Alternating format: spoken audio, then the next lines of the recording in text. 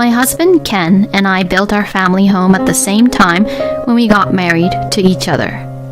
Our family home is the biggest purchase I ever had in my life. We both decided to cherish our family home together. But I already threw away all of your stuff, okay? I never thought that our family home would be taken away like this. My husband and I got married 3 years ago. We built our own family home when we got married and have been steadily paying for the mortgage. That new smell once you get into the newly built house, and the kind face of my sweet husband. The spacious living room with lots of morning sunlight pouring in through the large windows was what Ken and I dreamed to have one day. Since we were going to build our own house, my husband listened to my opinions as much as possible. Among them, I was particular about the built-in kitchen and the size and the directions of the windows. On Sundays, around 2 p.m., this window lets in just the right amount of sunlight into the room. And with that sunlight, my husband and I lay down and relaxed around the room and even take naps. And once I brew the coffee with these delicious coffee beans, the room is filled with the good aroma of the coffee. This is what I would call my moment of happiness. But to be realistic, it truly costed us a lot to get our blissful moments with our family home. I am just really glad that I have been working properly and consistently. When we were qualified for the mortgage, I patted myself on the back for working hard this whole time. And my husband felt the same, of course. But within a month since our family home was completed, I received a call from my mother-in-law, Pam, who had been living apart from us. You and Ken built a family home, is that right? Well, now that it's completed, I'd like for you to let me live with you both in that house. If I continue to live in this rundown house all by myself, I will get sick. Pam is single, and she's living on her own on welfare. Pam and I were not that close to each other, as I just only went to greet her when I was about to marry Ken. To be honest, it is really difficult for me to have Pam suddenly living with us as a newly wedded couple in our own home. I know you, Anna, and I can see how my mother living with us would be a huge burden to you. So, I'll tell my mother that we can't live with her and refuse. Okay? Okay, thank you. Thankfully, my husband is a man who takes my feelings into consideration and really understands me. So then, my husband had refused Pam about her idea on living with us. And 2 years later, Ken and I had our first baby. I guess Pam thought that it was a good opportunity for her, so she suggested the idea to live with us again. Isn't it hard to take care of the baby and do the house chores all by yourself? If I get to live with you all, I will definitely help you taking care with the baby and the house chores. And besides, it's a great opportunity, so please let me live with you all.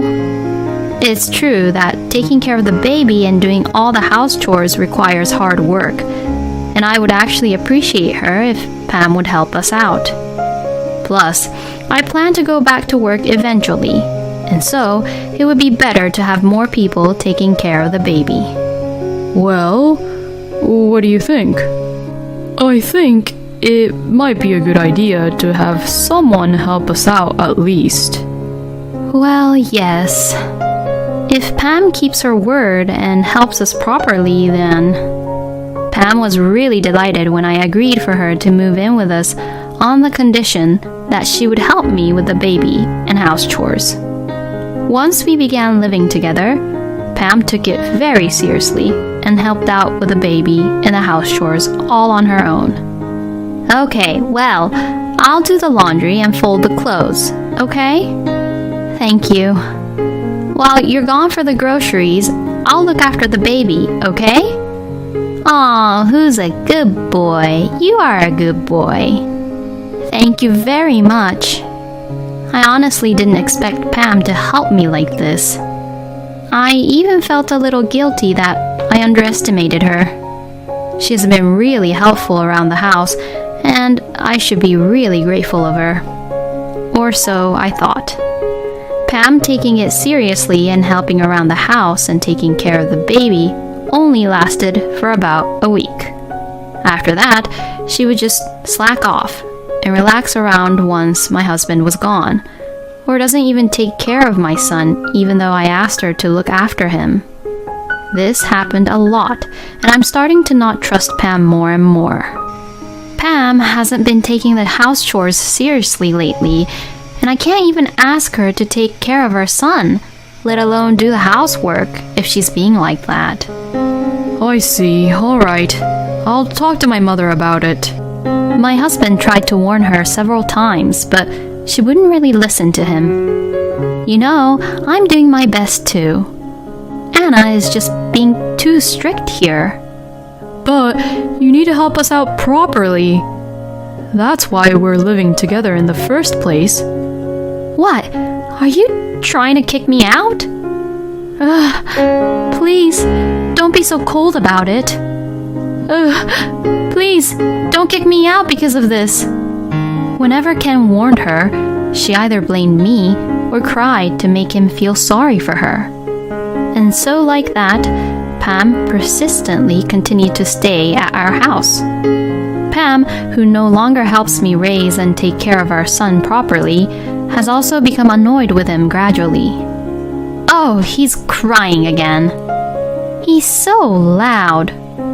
There. Hurry up and make him stop crying already. Not only does she not take care of our son, but I feel nothing but anxiety when she is around him. Honey, I'm really afraid to let our son get close to Pam like this. I really want her to leave our home as soon as possible. All right, I understand.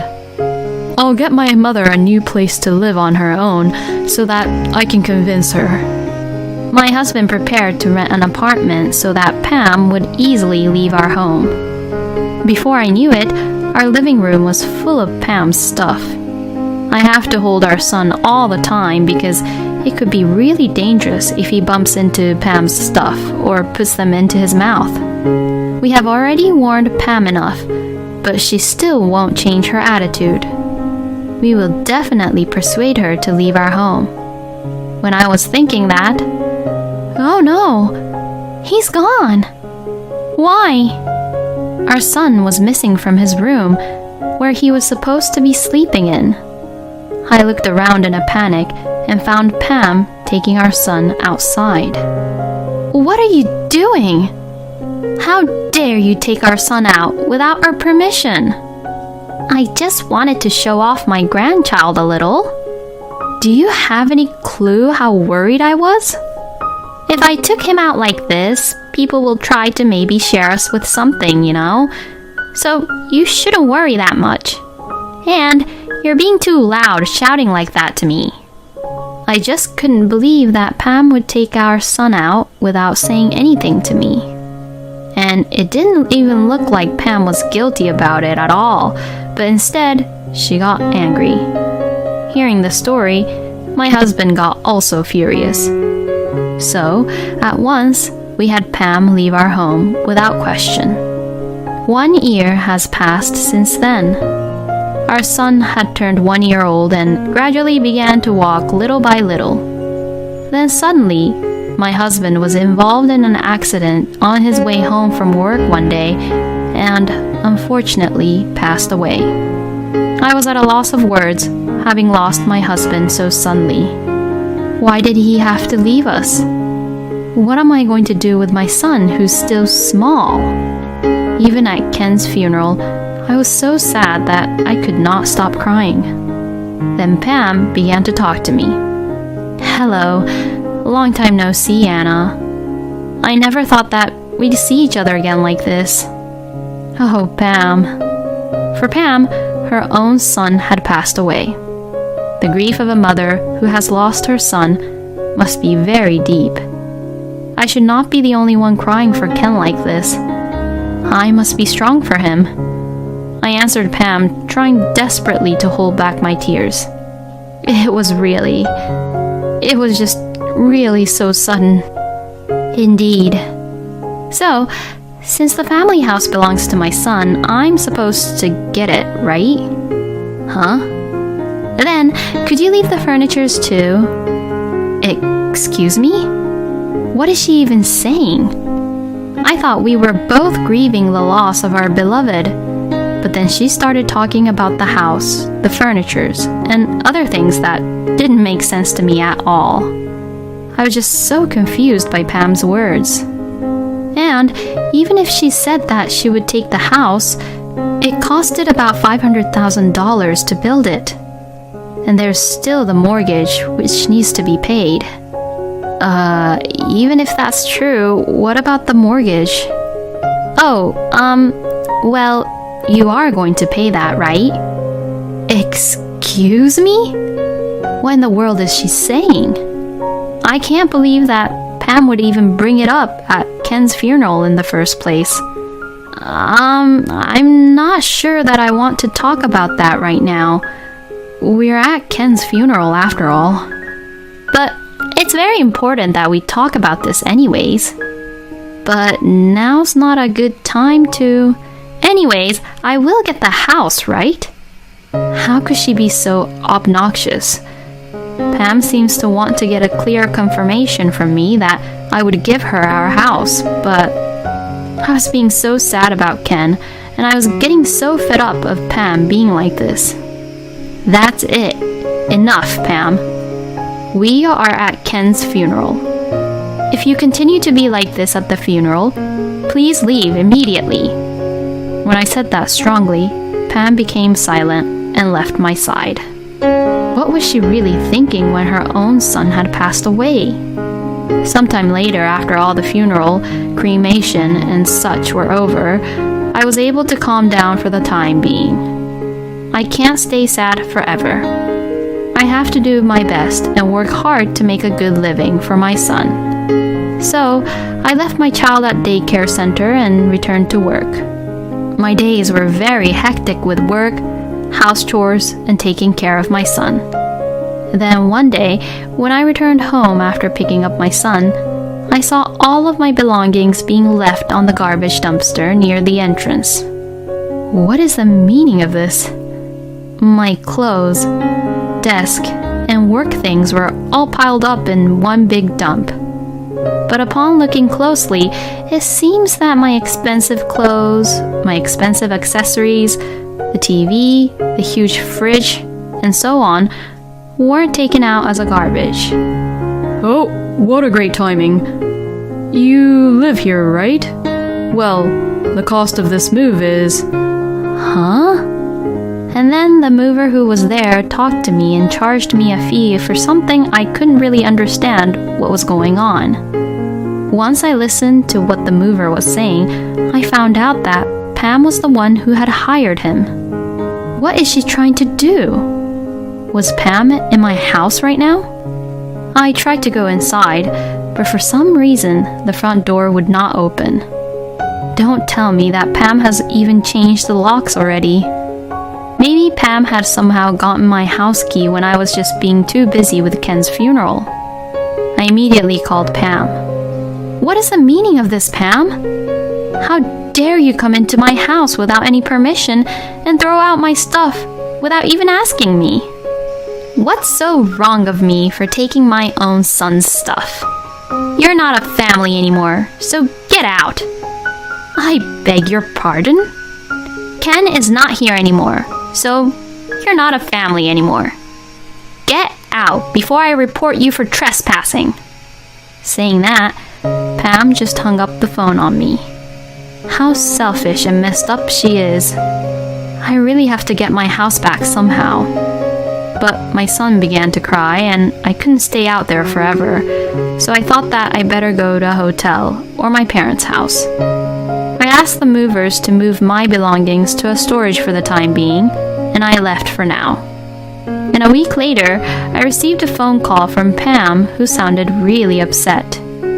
Hey, The police came over here and it looks like they're trying to make me leave the house. Please do something about it.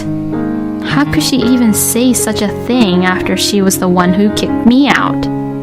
Pam was being too selfish. Even if you say so, I am not your family anymore, since I've gone through post-mortem divorce settlement. What? Post-mortem divorce? Yes, it's a procedure to terminate the relationship between myself and the relatives of my deceased husband. What? Since I am still Ken's spouse, I will inherit the house. But I have cut ties with you, and I have no obligation to have you living in my house, nor do I owe you any support. Huh? You know that I literally have nothing, and yet you're kicking me out? Yes, I did so as you wish, since I'm not your family anymore. But I took care of the baby. You're so ungrateful, and you're just really so cold and strict. Pam didn't sound like she realized what she was doing was wrong, but instead, she got angry. It's not like she didn't take care of my son much, so I really don't owe her anything. Well, this is the reaction I expected from her, though. If you say that, then I have no choice. You can live there if you want. Oh, really? You said that I can, right? I can really continue to live here, right? Yes, but instead, please pay the mortgage for the house as a one installment. Excuse me? You don't really have to pay the mortgage, which has already been paid for up until now. You only need to pay for the remaining mortgage. You should know, though, that it's a lot. What the? How could I possibly pay the mortgage on a house that has only been built for 3 years and for one installment? Well, if you can't then, the house there is mine, and you, who is not my family, should be reported for breaking and entering my house. I told her so and hung up the phone. By the way, since we had insurance, I didn't have to pay for the mortgage anymore when my husband passed away, but I don't really have to tell Pam about that. A few days later, I finally got back into our house. But it was a mess. The furnitures were damaged, and my clothes were all messy too. I took photos of each and every one of them and documented them, along with how much it all costed when I was kicked out of the house from Pam a few days ago. But even if I file a claim, there's a good chance that it'll be overlooked because Pam definitely would not be able to pay back all the money. But if Pam does anything to me in the future, I will be able to use this to make her shut up. She then contacted me asking me to pay her $1,000 fine for trespassing, but of course, I ignored it. Can't she see that I am the victim here, and that there is no way in hell that I would pay that for her? And 3 years later, in the end, Pam was not able to pay the fines and was found guilty for being malicious, and she was imprisoned for 3 years. Pam, who had completed the 3 years, contacted me. Please, I'm really in trouble. I really don't have a place to go home, and I don't know what to do. She seemed to be using a payphone, probably getting money from random people to make calls, since it would hang up a few times while she was talking. In the end, it seems that what she is trying to say is that she has no home to go back to. The apartment my husband rented for her previously to make her leave has, of course, been terminated already. And the family home Ken and I built has already been sold, as I was afraid of Pam coming back. Well, this is what you deserve, Pam, and I have nothing to do with you anymore. So please stop bothering me and just live your life on your own, please. What? I told her so and hung up the phone on her. Then I set up the phone so that Pam would not contact me. So that was it for Pam, who has no will to live her own life on her own. I will make sure to raise my own son so well that he could live strongly all on his own. Thinking this, I laid my hands on Ken's photo with my son. Thank you for watching until the end. Please subscribe to our channel. We hope to see you in our next video.